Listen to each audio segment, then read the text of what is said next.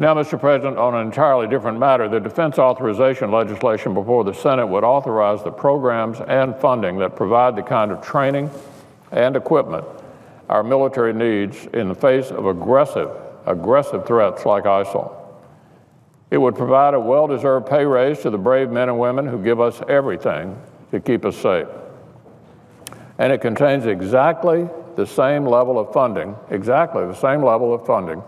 that President Obama requested in his own budget, $612 billion. It's just the kind of legislation you'd expect to receive strong bipartisan support. Up until now, it has. The NDAA is a bill we typically consider every year, and it's one that typically passes with bipartisan support. This year's House bill passed with votes from both parties, while the Senate version of the bill passed the Armed Services Committee by a huge bipartisan margin of 22-4. That's in the Senate Armed Services Committee, the vote on the bill that we have before us. It should be sailing through the Senate to passage by a similar margin this week. But some in the Democratic leadership are now trying to hold it hostage for partisan reasons.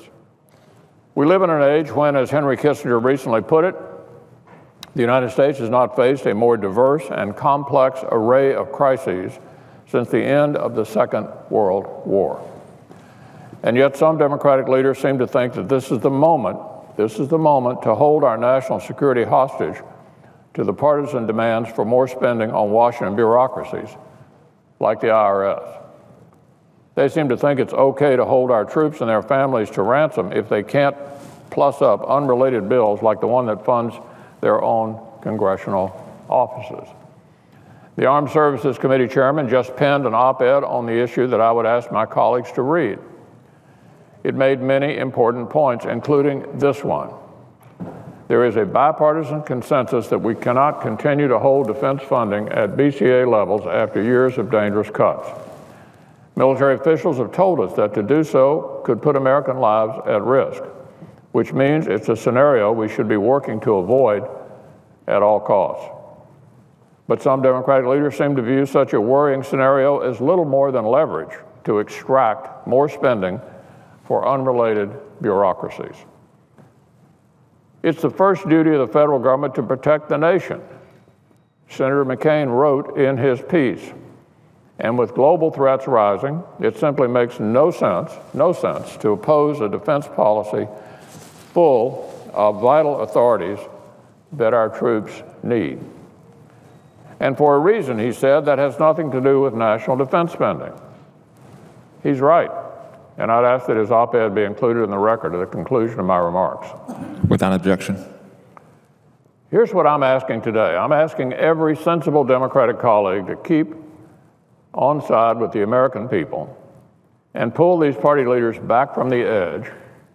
I'm asking my friends across the aisle to join us to support wounded warriors instead of more partisan brinksmanship, to give our troops a raise instead of giving gridlock a boost.